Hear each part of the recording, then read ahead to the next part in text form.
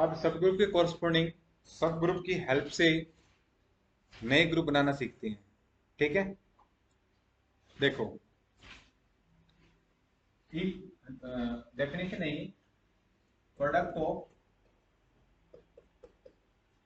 To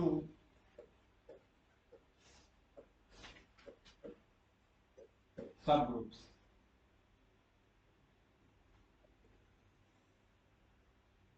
product of two सब groups.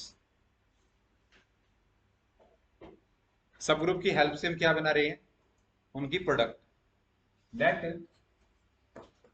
H and के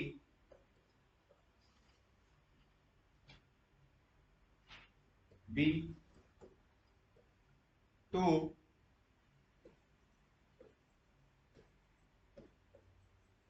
subgroup of G, then product of H and K is defined as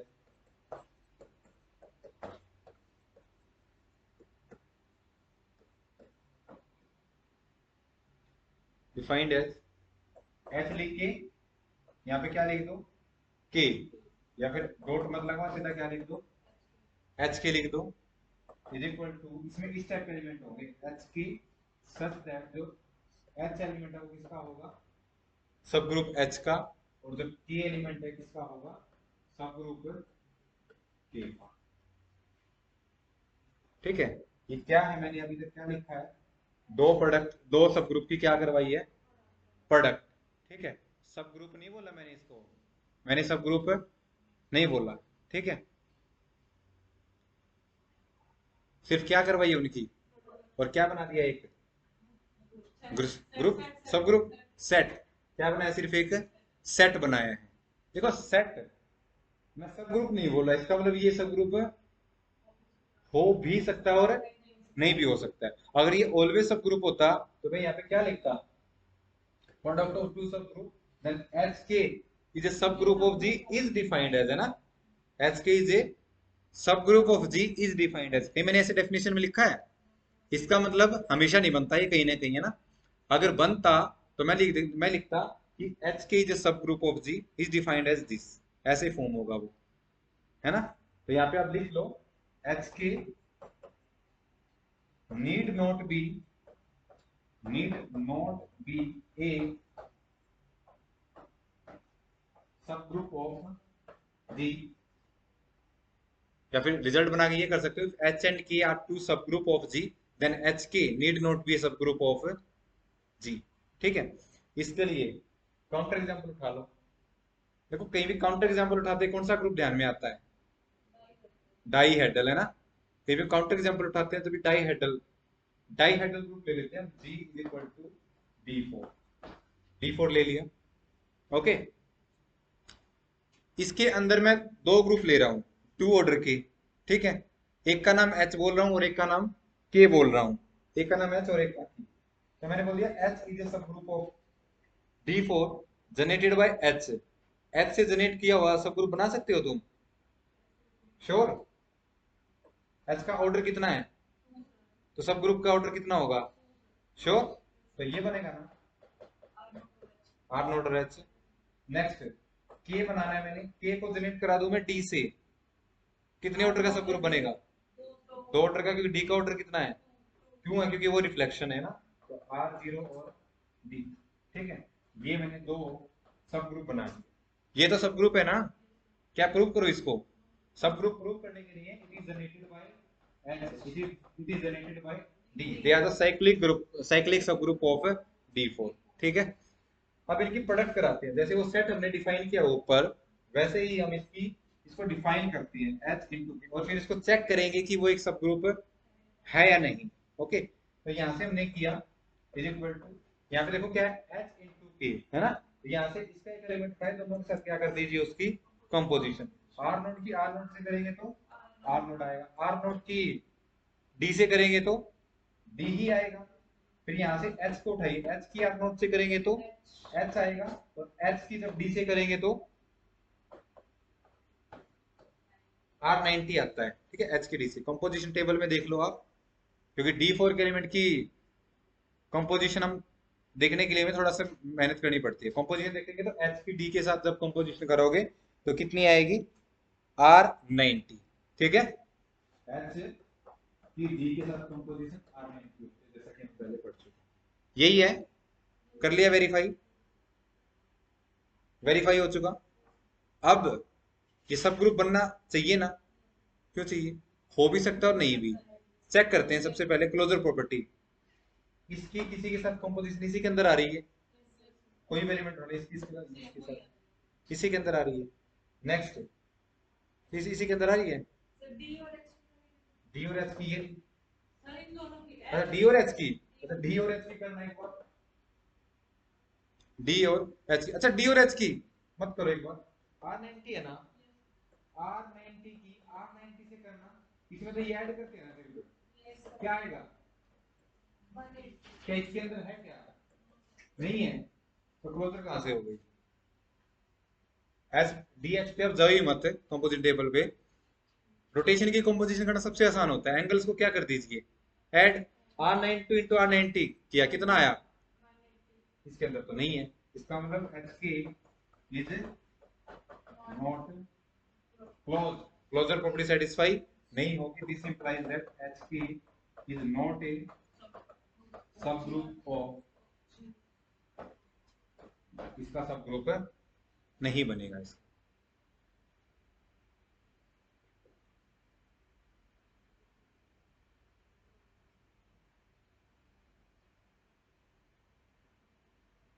ये इसका सब group नहीं बनेगा।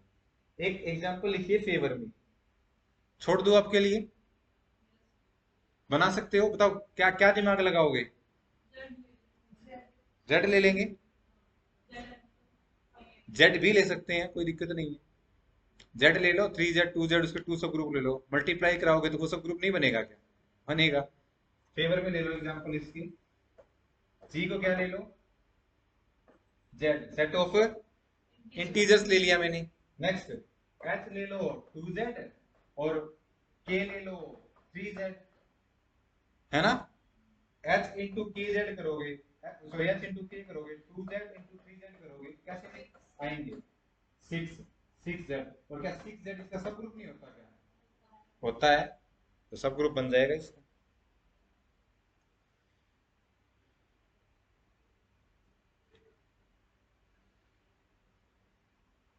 ठीक है, अब आती है कि कब बनेगा, किस सूरत में, किस कंडीशन में इसका सब ग्रुप बनेगा। ठीक है, तो देखो अभी तक हमने ऊपर ये देखा है कि एच के सब ग्रुप बन भी सकता है और नहीं भी बन सकता। अब हम एक ऐसी कंडीशन लिखने जा रहे हैं, अगर वो सेटिस्फाई हो गई तो फिर डेफिनेटली एच के क्या बन जाएगा, उसका सब ग्रुप। ठीक है, यानी रिजल्ट क्या बनेगा, if H and K are two subgroup of G, subgroup of G, then HK is subgroup of G if HK is equal to KH। तो तुमने एमएससी में पढ़ा होगा शायद, है ना, HK अगर KH के इक्वल हो जाए तो वो HK है उसका क्या बन जाएगा, सब ग्रुप। इनफैक्ट KH है वो भी क्या बन जाएगा, उसका सब ग्रुप, ये भी बोल सकते हो आप, क्योंकि HK is equal to KH, और जब HK बन रहा है तो HK तो किसके इक्वल है, KH के, तो KH भी बन जाएगा उसका सब ग्रुप। Okay, proof. देखो कहीं ना कहीं आपको जब इसका प्रूफ करना है तो कहीं ना कहीं आपको एच के इक्वल टू के एच की जरूरत पड़ेगी, है ना, क्लियर है। एच के इक्वल टू के एच को वर्बली बोलो तो कैसे बोलोगे, वर्बली बोल रहा हूं मैं, एक तो मैंने बोल दिया एच के इक्वल टू के एच, क्या मतलब है इसका, मतलब बताओ, इसका मतलब एच के एलिमेंट के एलिमेंट के साथ क्या कर रहे हैं, कोम्यूट कर रहे हैं। ठीक है, मतलब दो पड़ोसी है, ठीक है, और वो अच्छे घनिष्ठ मित्र है ना, यानी यहाँ से आपने इसका कोई बच्चा है इस घर का, तो इसका कोई बच्चा है, तो यहाँ से क्या आ जाएगा, कम्यून। ठीक है, जब ये एबिलियन की बात आ जाए इसके बाद हम नेक्स्ट सेंटर पढ़ेंगे। ओके, तो इसके अंदर या तो दुश्मन है या फिर दोस्त है, या तो दुश्मन है या फिर दोस्त है, दोस्त है तो कम्यूट करेगा, दुश्मन है तो कम्यूट नहीं करेगा। तो एच के इक्वल टू के एच का मतलब है कि एच के एलिमेंट के एलिमेंट के साथ क्या कर रहे हैं, कम्यूट कर रहे हैं, तो एच के क्या हो जाएगा, एक सब ग्रुप हो जाएगा। अब प्रूव करते हैं इसका। प्रूव करने के लिए एच के को क्या दिखाना है, और सब ग्रुप के लिए एक प्रॉपर्टी होती है। कौन सी प्रॉपर्टी होती है, ए बी इनवर्स। लेकिन एच के तो एलिमेंट किस टाइप के होते हैं, एच इंटू के टाइप के होते हैं। एच बिलोंग टू एच और के बिलोंग टू के। लेकिन मैं उनको ए बी बोल दूं, let A and B are two element of H K. अगर ये इसके एलिमेंट है तो ए का स्ट्रक्चर किस टाइप का होगा, H1 इंटू के वन। H1 देखो जहाँ पे H लिखा है मतलब वो किसका एलिमेंट है, H का। के लिखा है वो किसका एलिमेंट है, K1 का। लेकिन तो तुम नोटबुक में लिख रहे हो तो लिखोगे H belongs to K1, H K1 belongs to, ठीक है। नेक्स्ट B है, वो भी तो इस टाइप का होगा, S2 इंटू K2, ठीक है। Where S2 belongs to H and K2 belongs to K, है ना। ए बी एलिमेंट ले लिए, सब ग्रुप प्रूव करने के लिए क्या दिखाना होता है, ए बी का इनवर्स या A B inverse, A B inverse. इसको उठा के चलते हैं, और मैं इसको, इसकी मैंने शक्ल ऐसी बना दी कि पहला एलिमेंट है वो तो एच का है, दूसरा एलिमेंट है वो के का है, तो क्या ए बी इनवर्स भी इसके अंदर चला जाएगा, श्योर, प्रूफ हो जाएगा फिर इसका। ओके चलते हैं।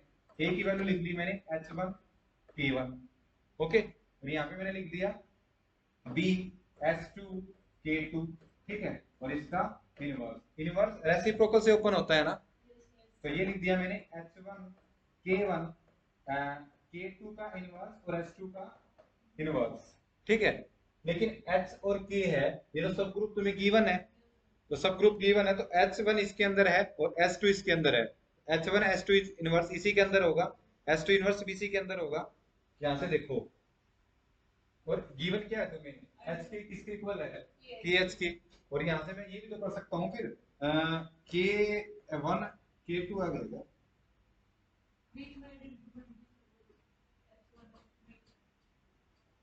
गड़बड़ करिए कहीं, एच वन के वन एच टू के टू, इसका इनवर्स लेके चले, के टू का इनवर्स एच टू का इनवर्स, ये तो हो ही गया, इसमें क्या दिक्कत है, इसमें तो कोई दिक्कत नहीं है, कहाँ गड़बड़ करी है। देखो हम, मैं ये यहाँ पे ये बोल रहा था कि क्या बन जाएगी आइडेंटिटी, लेकिन ये डिफरेंट एलिमेंट है। जो K1 है ये डिफरेंट एलिमेंट है किसका, K का।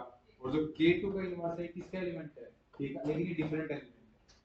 पार्टिकुलर के सेम भी हो सकते हैं, फिर तो हो ही जाएगा, लेकिन हम डिफरेंट के लिए कर रहे हैं। तो अब देखो, अब तुम्हें क्या गिवन है, H3 और KH, यानी अगर H का कोई एलिमेंट है और K का कोई एलिमेंट है, उनको हम आगे पीछे कर सकते हैं। देखो यहाँ पे जैसे इंग्लिश ने बोला, इसको हम आगे आगे ले आएंगे, है ना, इस S2 को इस H1 के पास ले आएंगे। यहाँ पे हमें ये दिखाना है कि पहला एलिमेंट H का, दूसरा एलिमेंट K का। तो ब्रैकेट में लिख दो because K2 inverse S2 inverse is equal to S2 inverse और K2 इनवर्स, क्योंकि H के और K के एलिमेंट क्या कर सकते हैं, कम्यूट। तो मैं स्पेस लिख रहा हूँ H1 K1 और यहाँ पे S2 इनवर्स और K2 इनवर्स लिख सकता हूँ। अब सेम लॉजिक से ये एलिमेंट किसके हैं, H और K के, कर सकते हैं। सिमिलरली ये, तो इसको कर लो, है ना, इसको लिख दो H1 H2 इनवर्स K1 और K2 inverse.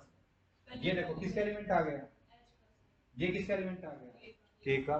And this implies this H1 S2 inverse belongs to H and K1 K2 inverse belongs to K। और ये इस टाइप के एलिमेंट तो किस में चले जाएंगे, HK के अंदर। इसका मतलब A B inverse belongs to HK and hence HK is a subgroup of G। अगर ये नहीं होता, ये नहीं होता तो क्या इसका प्रूफ हो सकता था, S2 को अकेले लेके आ सकते थे, कम्यूट नहीं कर सकते, तो इसलिए हमें इसकी जरूरत पड़ी है। इसलिए हमने बोला कि if HK is equal to KH then HK is also subgroup of G।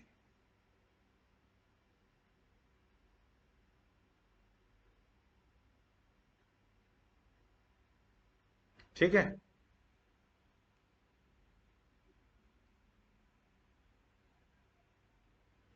तो सब ग्रुप ऐसे भी बना सकते हैं किसी भी ग्रुप के। ओके, कुछ क्वेश्चन लिखिए।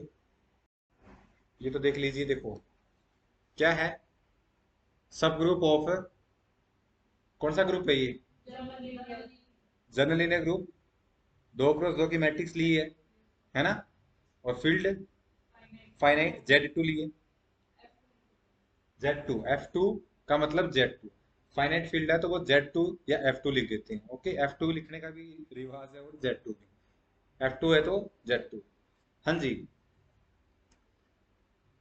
क्या पूछा है इसकी, सब ग्रुप। पहला मेथड, आप इसको जैसे इंडिविजुअली ग्रुप डिस्कस करते हैं वैसे मैट्रिक्स से डिस्कस कीजिए, लेकिन अब हम इस स्टेज पे आ चुके हैं कि इसको इंडिविजुअली डिस्कस करने की जरूरत है नहीं है। ठीक है, फिलहाल इस क्वेश्चन के लिए यहाँ पे देखो GL2 है ना, और मैंने इसका ऑर्डर बताया था कैसे होता है, P raise to power N minus P raise to power N, P raise to power N minus P raise P की पावर को सब्ट्रैक्ट करते चले जाओ। तो यहाँ से अगर मैं ऑर्डर देखूं, order of G L two F2 कितना हो जाएगा, 6 हो जाएगा ना, क्योंकि order of GLN F Q या FP लिख दो, यहाँ पे P के लिए लिखा था मैंने, तो इसका ऑर्डर होता है तुम्हारे पास P raise to power n, P raise to power n minus 1, P raise to power n minus P raise to power n up to P raise to power minus 1। यहाँ पे P है 2 और n भी 2 है, तो कितना आ जाएगा 6। एक ग्रुप है उसका ऑर्डर 6 है, ठीक है, और उसके क्या पूछ रहा है वो, उसके सब ग्रुप, ठीक है। इन सब ग्रुप के कौन से होंगे ये डिस्कस करने की जरूरत है नहीं है, कितने होंगे ये मायने रखता है। ठीक है, यहाँ पे देखिए आप, सब ग्रुप है, ठीक है, इसके सब ग्रुप है, ये आ गया 6 ऑर्डर का, है ना, लेकिन यूनिवर्स में 6 ऑर्डर के दो दो ही सब ग्रुप एग्जिस्ट करते हैं।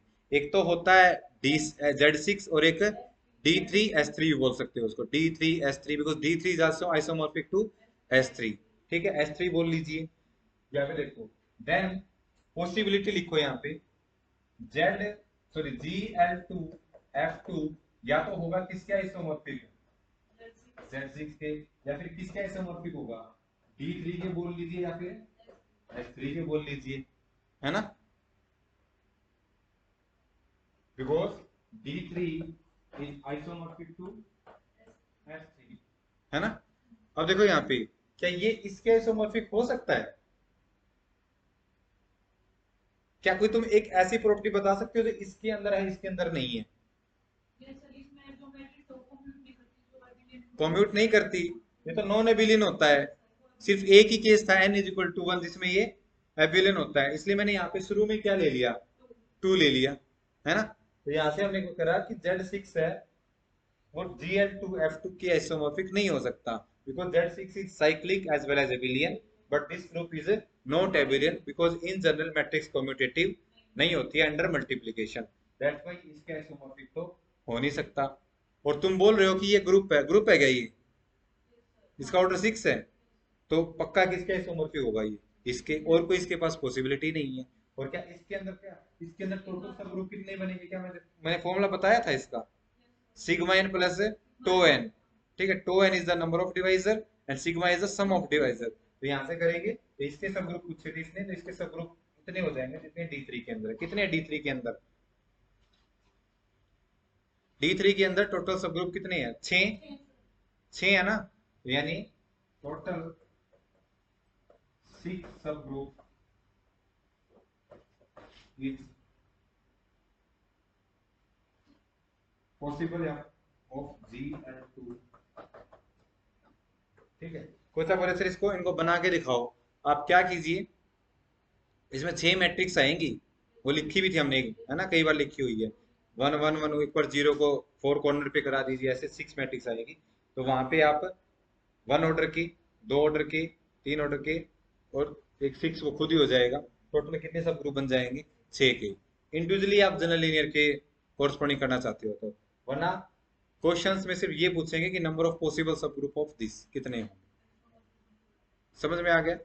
नेक्स्ट, अगर मैं यहाँ पे एस कर देता, फिर यहाँ पे मैंने जी की जगह एस कर दिया, ये जी लिखा है ना यहाँ पे, जी की जगह क्या कर दिया, एस, फिर कैसे होता,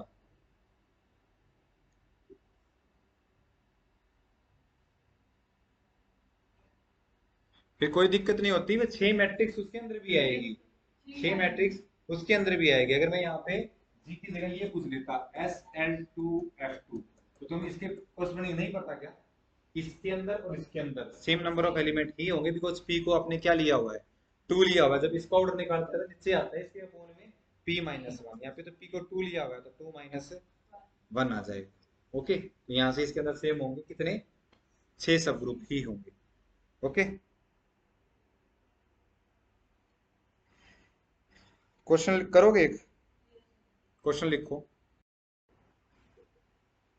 if order of G is 4, आसान सा ही क्वेश्चन गिवन है, and every element of G is self invertible for, then subgroup of G are, 5 सब ग्रुप बनेंगे। देखो, हर एक एलिमेंट सेल्फ इन्वर्टिबल है, इसका मतलब उसके अंदर 4 एलिमेंट का कोई, 4 ऑर्डर का कोई एलिमेंट ही नहीं है। इसका मतलब किसे कैसे ग्रुप की बात कर रहा है, नॉन साइक्लिक, या फिर K4 की बात कर रहा है। और आज ही तो हमने किया है K4 किसके समवर्ती होता है, और दूसरी K4 को बीच में मत भी लेके आओ, नॉन साइक्लिक हो गया ना वो, क्योंकि हर एक एलिमेंट क्या है, सेल्फ इन्वर्टिबल। और 4 ऑर्डर के तो 2 ही ग्रुप, या तो Z4 और या फिर Z2 cross Z2। Z4 is cyclic, लेकिन जो उसने प्रॉपर्टी दी उसके अकॉर्डिंग वो साइक्लिक ग्रुप नहीं, तो वो किसकी बात कर रहा है, Z2 क्रॉस Z2, पहला मेथड। या दूसरा, जैसे उसने प्रॉपर्टी ली है, तुम्हारे दिमाग में K4 आ गया होगा, है ना, K4 E A B जिसके अंदर हर एक एलिमेंट सेल्फ इन्वर्टिबल होता है, उसके सब ग्रुप आज निकाले नहीं है क्या, निकाले तो है उसके सब ग्रुप, इसी के तो निकाले हैं, Z2 क्रॉस Z2 के कितने आएंगे, एक तो एक ऑर्डर का एक हो गया, दो ऑर्डर के 3 हो गए, और एक ये खुद कितना हो गया, 5। इसका आंसर क्या आएगा, फोर्थ आंसर आएगा इसका, 4 सब ग्रुप होंगे। ठीक है,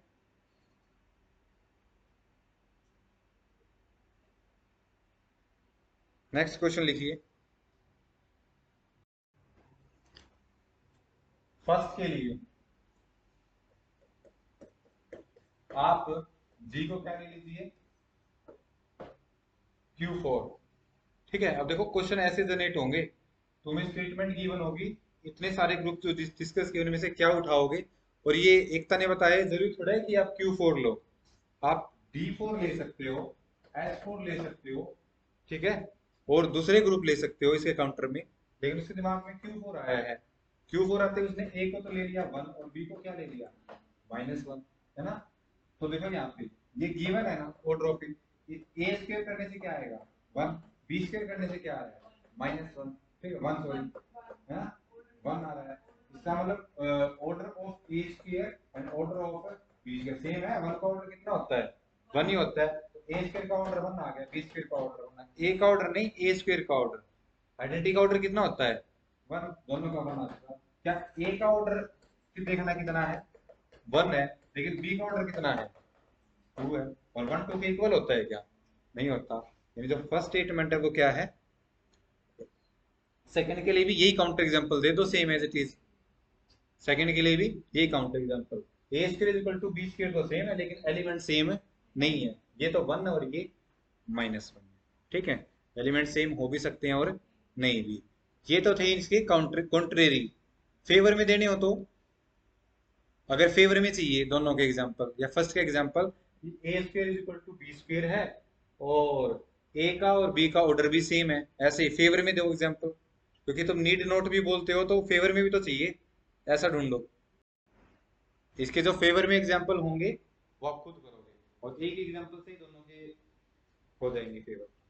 इसके लिए आप जेड उठा सकते हो, उसके अंदर 2 एलिमेंट लोगे, उनका स्क्वायर करोगे, तो ऑर्डर सेम है, एलिमेंट्स दोनों डिफरेंट है, उनका ऑर्डर करोगे वो भी सेम कर लोगे।